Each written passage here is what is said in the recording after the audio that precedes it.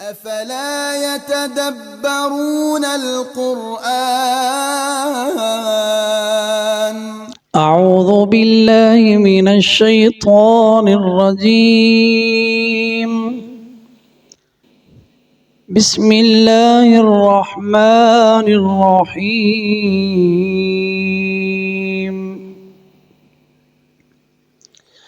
ولقد علمتم الذين اعتدوا منكم في السبت فقلنا لهم كونوا قردة خاسئين فجعلناها نكالا لما بين يديها وما خلفها وموعظة للمتقين. صدق اللہ العظیم. وَلَقَدْ اور البتہ تحقیق علمتم یقیناً تم جان چکے الذین ان لوگوں کو اعتدوا جنہوں نے حدیں پار کی منکم تم میں سے فی السبت ہفتے کے دن فقلنا پس کہا ہم نے لہم انہیں کونو ہو جاؤ قردہ بندر خاسئین ذلیل فجعلناها نکالا پس بنا دیا ہم نے اس سزا کو نکالا نکال. اس کی تشریح انشاءاللہ کریں گے. لما بین یدیہا ان کے لیے جو وہاں تھے وما خلفہا اور ان کے لیے جو بعد میں آنے والے ہیں بستیوں میں سے وموعظۃ للمتقین اور اس میں متقین کے لیے واعظ ہے قیامت تک کے لیے.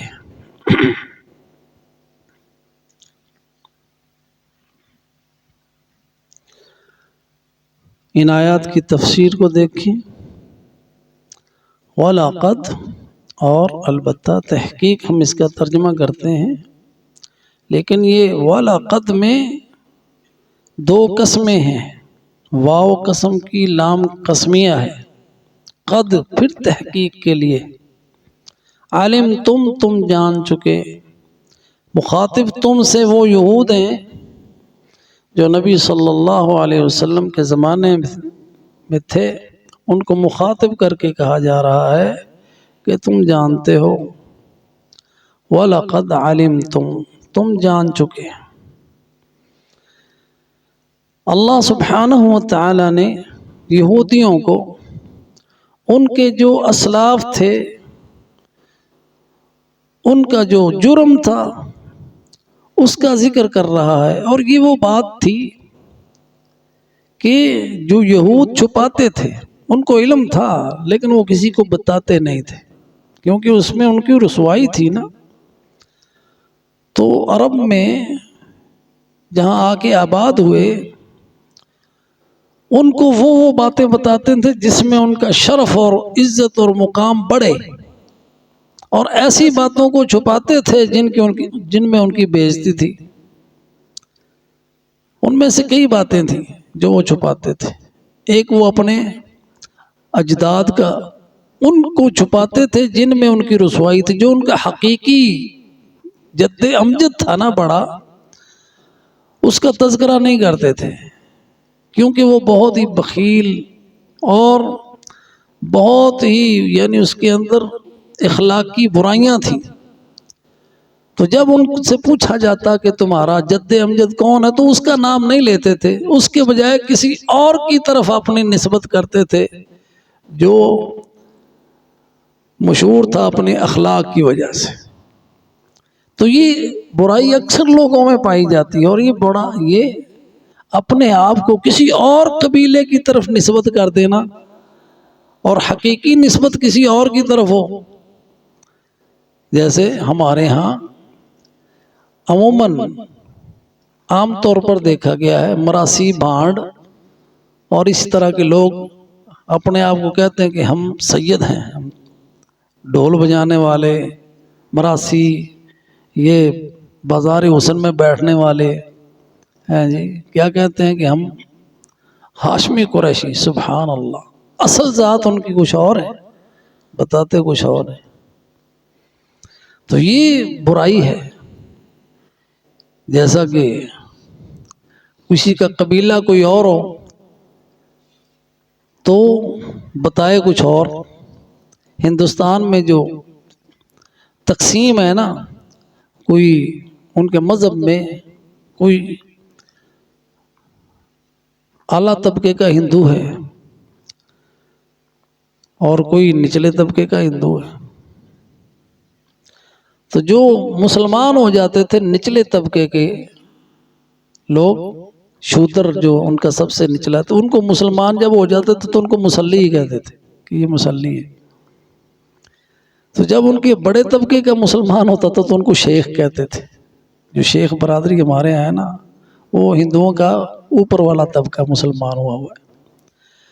تو یہی حالت ان کی تھی، جیسے ہمارے ہاں، اب بات مناسب ہے یا نہیں رہنے دی جائے، کیونکہ سیاسی وابستگیوں سے بات خراب ہو جاتی ہے، ہم نہیں کرتے۔ خیر، تو یہ ان کی ایک عادت تھی۔ تو نبی صلی اللہ علیہ وسلم نے جب فتح ہوئی خیبر کی تو یہودیوں نے ایک ران روسٹ کر کے نبی صلی اللہ علیہ وسلم کو پیش کی، جس میں زہر تھا، اور دعوت کی انہوں نے۔ اب نبی صلی اللہ علیہ وسلم نے ایک لقمہ لیا اور ابھی وہ پوری طرح چبایا نہیں ہے، آپ نے سب کو کہا نہ کھاؤ، ہاتھ روک لو، اور آپ نے بھی اس کو کھایا نہیں، اس کو باہر نکال دیا۔ پھر یہودیوں کو بلایا، ان کو قسم دے کے کہا کہ جو میں آپ کو پوچھوں گا آپ سچ بات بتاؤ گے؟ کہنے لگے ہاں، ہم تو جھوٹ بولتے ہی نہیں ہیں۔ اور یہودی وہ قوم ہے، قوم بہتن، عبداللہ ابن سلام نے بتایا تھا نبی صلی اللہ علیہ وسلم کو، یہ قوم ہے بہتن، بہت زیادہ بہتان، جھوٹے بہتان لگانے والی قوم ہے۔ تو آپ صلی اللہ علیہ وسلم نے ان کو بلایا اور سارے آگے، ان کے بڑے بڑے، پوچھا ان سے ہاں تمہارا باپ کون ہے؟ تو انہوں نے نسبت اپنی کی جس کی شہرت اچھی تھی اس کی طرف۔ پھر آپ نے بتایا ہاں تمہارا باپ وہ فلاں نہیں ہے؟ ہاں، کہنے لگے ہاں وہی ہے۔ پھر آپ صلی اللہ علیہ وسلم نے ان سے پوچھا کہ تم یہ بتاؤ کیا اس میں زہر نہیں ڈالا ہوا؟ اب ان کو پتہ چل گیا کہ یہ تو ہم نے چھپائی تھی بات، تو یہ بتا دے گا، اب چھپانے کا فائدہ نہیں ہے، اور بھی زیادہ بے عزتی ہوگی۔ تو کہنے لگے ہاں ہم نے اس میں زہر ملایا ہے۔ تو آپ نے پوچھا تمہیں کس بات نے اس بات پہ آمادہ کیا کہ تم ہمیں یہ زہر دو؟ کہنے لگے ہم نے سوچا کہ اگر تو آپ اللہ کے سچے نبی ہیں تو اللہ آپ کو بتا دے گا، اگر آپ جھوٹے ہیں تو کھائیں گے تو مر جائیں گے، جان چھوٹ جائے گی۔ تو آپ اللہ کے سچے نبی ہیں، آپ کو خبر ہو گئی، تو آپ کو کس نے بتایا؟ یہودیوں نے پوچھنے لگے کہ آپ کو بتایا کس نے کہ اس میں زہر ہے؟ آپ نے اس گوشت کے وہ جو تھا نا ران، اس کو اٹھایا، فرمایا مجھے اس نے بتایا ہے۔ اللہ سبحانہ و تعالیٰ کی قدرت سے وہ گوشت کا ٹکڑا بولا کہ اے محمد صلی اللہ علیہ وسلم مجھے نہ کھانا، مجھ میں زہر ہے۔ اللہ ہر چیز پر قادر ہے۔ تو یہ ان کی بہتان تراشیاں اس طرح کی کہ وہ جو ان کی رسوائیوں کی بات تھی نا، اس کو وہ چھپاتے تھے، اور اس بات کو بھی چھپاتے تھے کہ ان کے آباء و اجداد سور اور بندر بن گئے تھے۔ تو وہ چونکہ جانتے تھے اس لیے ان کو کہا وَلَقَدْ عَلِمْتُمْ، اس بات کی تشریح میں بات آ رہی ہے، اور اللہ نے قسمیں کھا کے بتائی ہے، اور البتہ تحقیق یقیناً قسم ہے کہ تم جانتے ہو، تمہیں علم ہے اس بات کا، جو بات آگے آ رہی ہے۔ الذین اعتدوا منکم فی السبت، ان لوگوں کا قصہ، الذین جو لوگ، اسم موصول ہے الذین، اور الذین کے بعد جو آتی ہے نا وہ وصف ہوتا ہے، صفت ہوتی ہے۔ الذین وہ لوگ، اعتدوا اعتدا حد سے گزر جانا، اعتدوا جمع کا صیغہ ہے، جو حد سے گزر گئے، جن نے حدیں پار کر دی۔ اللہ تعالیٰ نے ان کے لیے ایک حد مقرر کی تھی، وہ یہ تھی کہ ہفتے کے دن آپ نے شکار نہیں کرنا، تو اس نے اس حد کو کراس کیا۔ الذین اعتدوا منکم فی السبت، تو یہ ان کا جریمہ تھا، یہ ان کا جرم تھا جو اللہ سبحانہ و تعالی نے تورات میں ان کو حکم دیا تھا، اور یہ نبی صلی اللہ علیہ وسلم کی ان معجزات میں سے ہے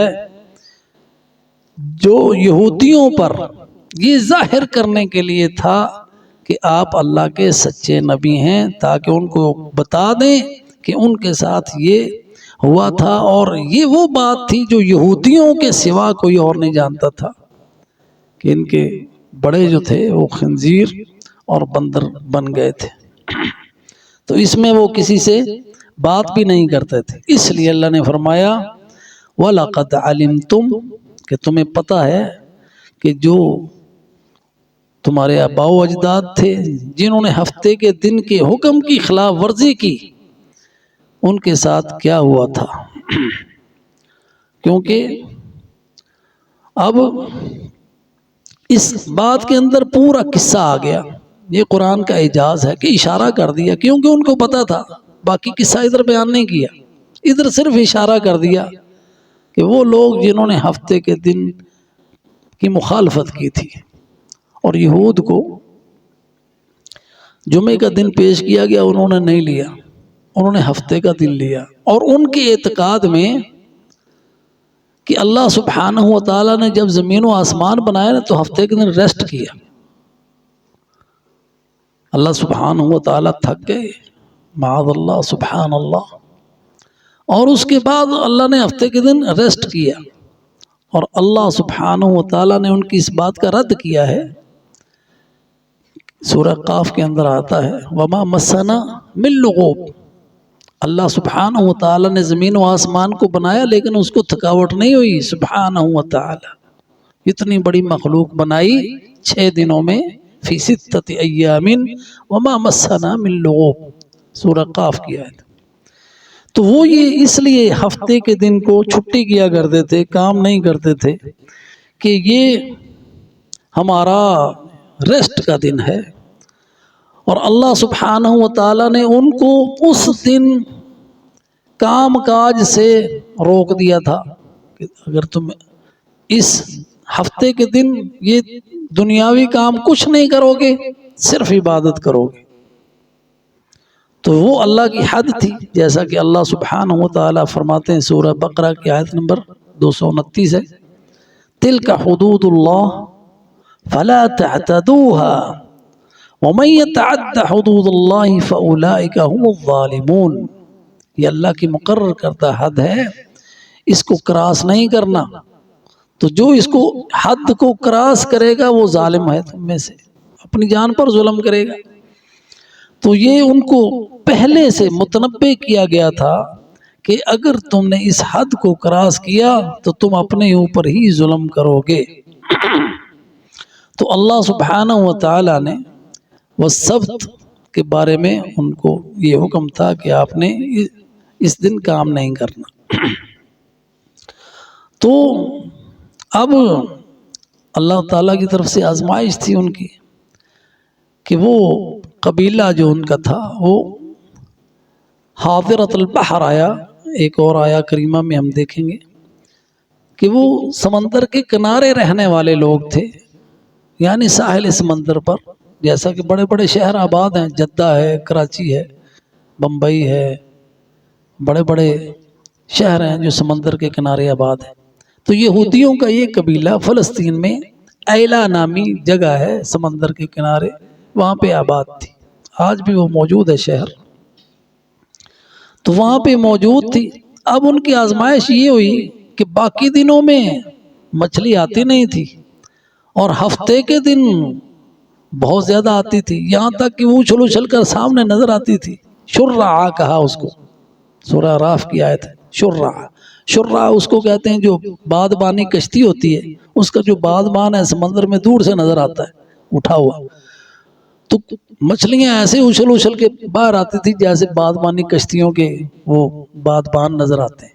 اس لیے کثرت بھی اس سے دلالت ہے اور ظاہری طور پر بھی اتنی زیادہ۔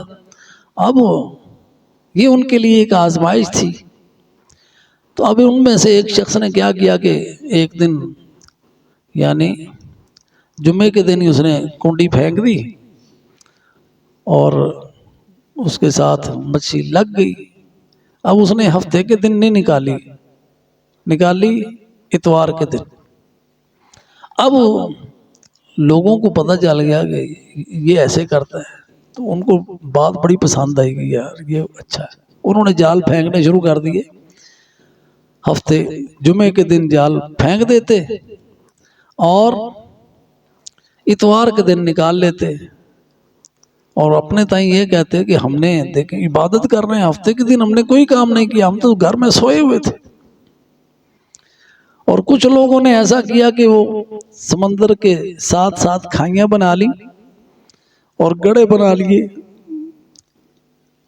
اور پھر ان کو بند کر دیتے، مچھلی کو گڑوں میں رہنے دیتے، وہاں سے نہ پکڑتے، وہ اگلے روز اتوار کے روز پکڑ لیتے۔ تو یہ ان کا حیلہ تھا، اس طرح انہوں نے، اور حیلہ کس کے ساتھ کر رہے ہیں؟ رب کے ساتھ،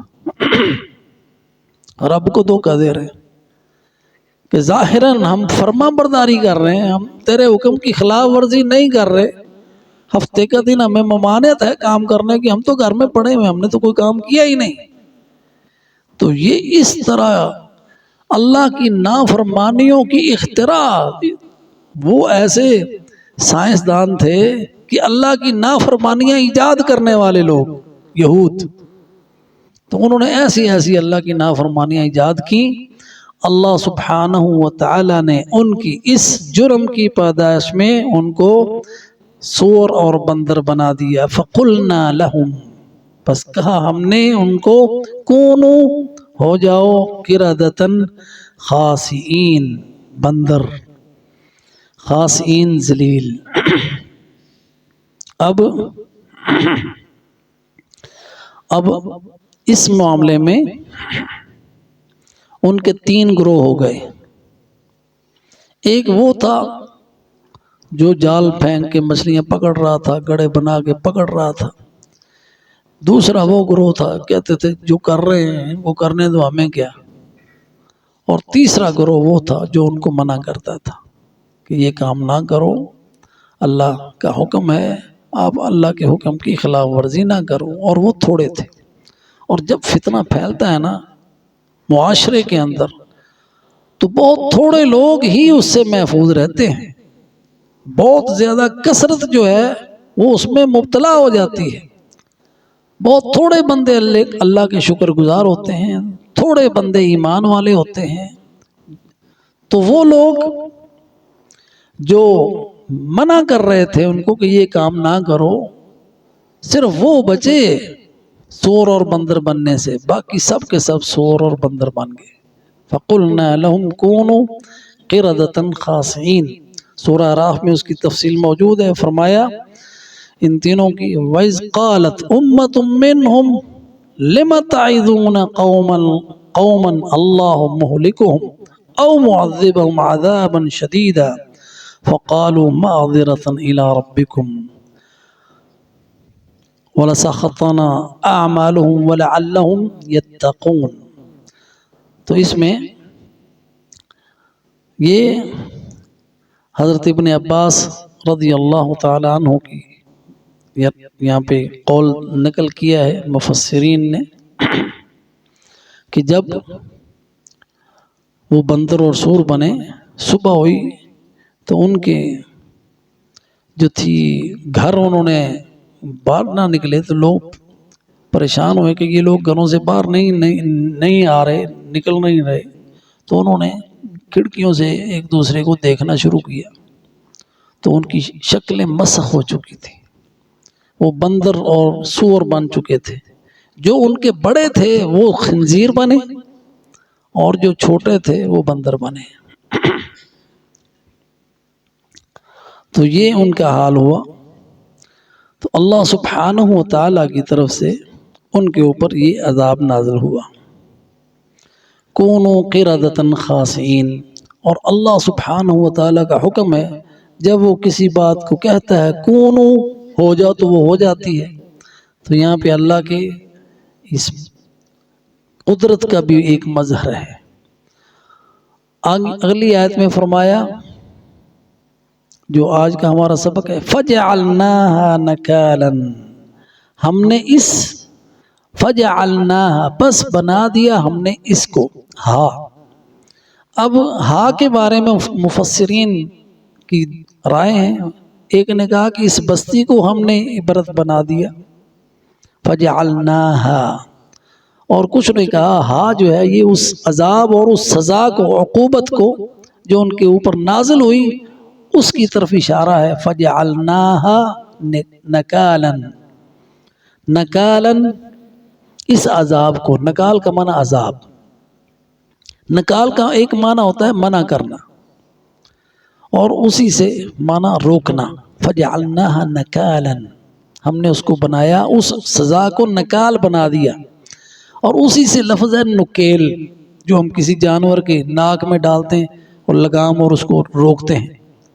تو اس قصے کو لوگوں کے لیے عبرت بنا دیا تاکہ وہ اللہ سبحانہ و تعالی سے ڈریں کہ اگر اللہ کی نافرمانی کی تو جیسا عذاب ان کے اوپر آیا تھا ایسا عذاب تم پر بھی آ سکتا ہے، تاکہ لوگ اس سے باز رہیں، رک جائیں۔ فَجَعَلْنَاهَا نَكَالًا، اللہ سبحانہ و تعالی نے اس واقعے کو بنا دیا آنے والوں کے لیے عبرت۔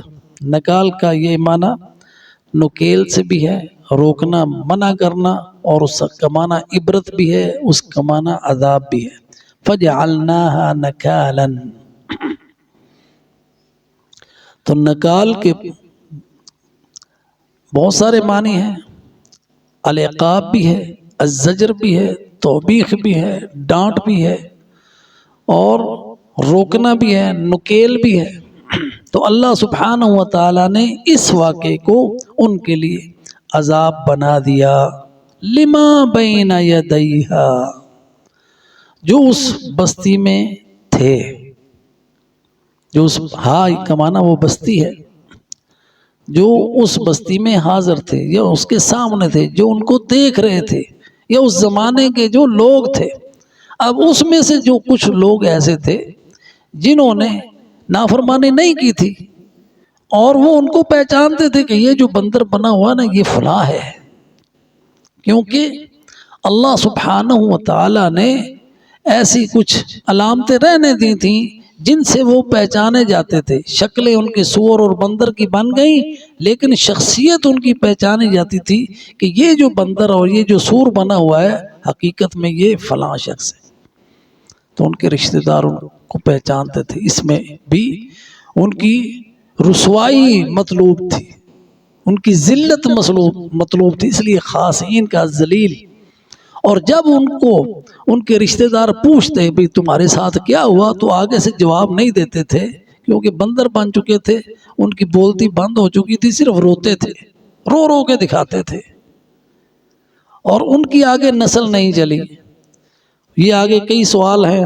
پہلا یہ تھا کہ وہ جو مسخ ہوئے کیا ان میں سے کچھ لوگ باقی رہے؟ تو اس کا جواب یہ ہے کہ ان کی جو سزا تھی وہ یہ تھا کہ ان کی عقل باقی رہے، یہاں پہ یعنی پہلا سوال یہ ہوتا ہے کہ جب سور اور بندر مان گئے، کیا وہ انسانی عقل جو ہوتی ہے وہ ان میں عقل اور شعور رہا؟ تو مفسرین نے کہا کہ عقل و شعور رہا، لیکن وہ جو بیان تھا انسان والا بات کرنے کا وہ ان میں نہیں رہا تھا، بیان نہیں رہا، محسوس سب کچھ کر رہے تھے، کیونکہ اللہ تعالیٰ نے ان کو عذاب دینا تھا۔ اگر احساس ہی ختم ہو جاتا تو وہ عذاب کی صورت نہ رہتی، تو وہ محسوس کر رہے تھے سب کچھ، ایک دوسرے کو پہچان رہے تھے، احساسات تھے کہ ہمارے ساتھ کیا ہوا، اور وہ اس ذلت اور رسوائی کو محسوس کر رہے تھے، اس لیے روتے تھے۔ تو ان کے عقل و فہم جو تھا وہ اللہ نے باقی رکھا جب ان کے اوپر عذاب آیا، اور یہ عقل و فہم اس لیے کہ وہ ایک دوسرے کو پہچان سکیں اور اپنی اس خطا اور جو ان کا وہ حیلہ تھا، حیلہ جو انہوں نے گھڑا تھا، جو انہوں نے حد کو تجاوز کیا تھا، تاکہ ان کو احساس ہو کہ یہ ہمیں اس کی سزا مل رہی ہے، اس لیے اللہ نے ان کی عقل کو باقی رکھا۔ اور دوسرا بات یہ سوال یہ اٹھتا ہے، کل اس طرح کے کئی سوالات آئے تھے تو ہم نے کہا چلو اس کو دوبارہ سے اس کی تحقیق کریں گے۔ دوسرا مسئلہ یہ تھا کہ جب ان کی صورتوں کو مسخ کیا تو کیا وہ اپنے اس مسخ شدہ صورتوں کی تکلیف انہوں نے محسوس کی کہ وہ، یا ان کو یہ محسوس نہیں ہوا؟ تو اس میں مفسرین نے کہا کہ جب ان کی اس طرح صورتیں مسخ ہوئیں تو انہوں نے حسی طور محسوس کیا اس تغییر سے درد بھی، کیونکہ اللہ ان کو سزا دے رہا تھا۔ کہ جب انسان کو تھوڑی سی جسم کے اندر تبدیلی آئے نا غیر طبعی، تو اس کا درد محسوس کرتا ہے، بیماری کی کوئی پھوڑا ہی نکل آئے، کوئی کینسر ہی نکل آئے تو اس کی درد ہوتا ہے، تو اس کا تو ان کا تو پورا چہرہ مسخ ہوا تھا، تو اس مسخ ہونے سے ان کو بہت زیادہ تکلیف بھی ہوئی، اور اس تکلیف کو وہ محسوس کر رہے تھے۔ یہ نہیں کہ جیسے بندر کیا تو اس کو تو پتہ ہی احساس ہی نہیں ہے نا، اس کی شکل اللہ نے ایسی بنائی ہے، لیکن جو انسان مسخ ہوئے، جو خنزیر بنے، ان کو اس مسخ شدہ اپنی حالت سے بہت زیادہ تکلیف اور درد تھا، جو ان کے اوپر ایک عذاب نازل ہو رہا تھا۔ اور تیسرا مسئلہ یہ اس میں پیدا ہو رہا ہے کہ کیا کونو قردۃ خاسئین، یہ ان کے لیے امر تھا، اور اس میں اللہ سبحانہ و تعالیٰ نے ان کی صورتوں کو بدل دیا تھا، انسانی صورتوں کو چینج کر کے شکل و صورت ان کی ساری تبدیل کر کے ان کو خنزیر اور بندر بنا دیا تھا۔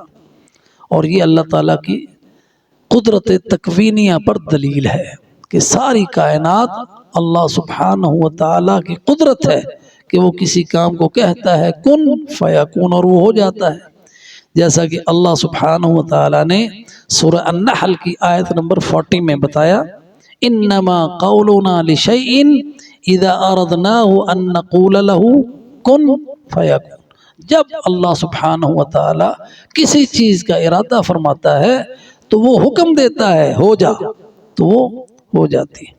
تو اس طرح اس امر کے تحت اللہ تعالیٰ نے کونو ان کو کہا بندر ہو جاؤ، تو وہ ہو گئے اللہ کے حکم سے، یعنی اللہ سبحانہ و تعالیٰ کا صرف حکم دینا ہی ہوتا ہے۔ اسی طرح اللہ سبحانہ و تعالیٰ نے اس قوم کے اوپر لعنت بھیجی، یہ ملعون قوم ہے، ان کا خنزیر اور بندر بننا یہ لعنت ہے، اور اس کی دلیل سورہ نساء کی آیت نمبر 47، کما لعنا اصحاب السبت وکان امر اللہ مفعولا، ہم نے لعنت کی ان لوگوں پر جو اصحاب السبت تھے، ہفتے کے دن والے کے لوگوں پر اللہ کی لعنت ہوئی، اور اللہ کا فیصلہ حتمی ہوتا ہے، اس سے کوئی اللہ کے فیصلے کو کوئی تبدیل نہیں کر سکتا۔ تو ایک اور مسئلہ جو پیدا ہوتا ہے کہ کیا ان کے دل بھی بدل گئے تھے یا صرف صورتیں بدلی تھیں؟ تو یہ اس میں بھی اختلافات ہیں کہ کسی نے کہا ان کا سب کچھ ہی چینج ہو گیا تھا. خیر، تو اللہ سبحانہ و تعالیٰ نے یہ مسخ ہوا ان کے ساتھ، اور اللہ سبحانہ و تعالیٰ نے ان کے دلوں کے اوپر مور بھی لگا دی، جیسا کہ ختم اللہ علی قلوبہم وعلی سمعہم وعلی ابصارہم، سورہ بقرہ کی آیت نمبر 7 ہے. اور بنی اسرائیل کے بارے میں بتایا بل طبع اللہ علیہا بکفرہم، اللہ تعالیٰ نے ان کے دلوں کے اوپر مہریں بھی جاڑ دیں. تو یہ چوتھا سوال. ایک اور سوال ہے کہ کیا یہ جو بندر اور خنزیر ہیں کیا ان کی اولاد ہیں؟ تو اس کا جواب یہ ہے کہ یہ بندر اور سور تو پہلے سے موجود تھے، اللہ تعالیٰ نے ان کو عذاب کے طور پر ان کی شکلوں کو چینج کیا اور آگے ان کی نسل نہیں بنائی.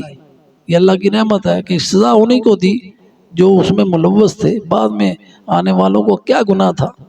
تو اس لیے، اور وہ چند دنوں کے بعد، کسی نے لکھا کہ 3 دن کے بعد 3 دن زندہ رہے، اور ان کی پوری شہرت اس وقت کی آس پاس کی بستیوں میں پھیل گئی، اور لوگ ان کو دور دور سے دیکھنے کے لیے آتے تھے کہ کون سے بنے ہیں لوگ. وہ عبرت کے لیے تھا لوگوں کے لیے.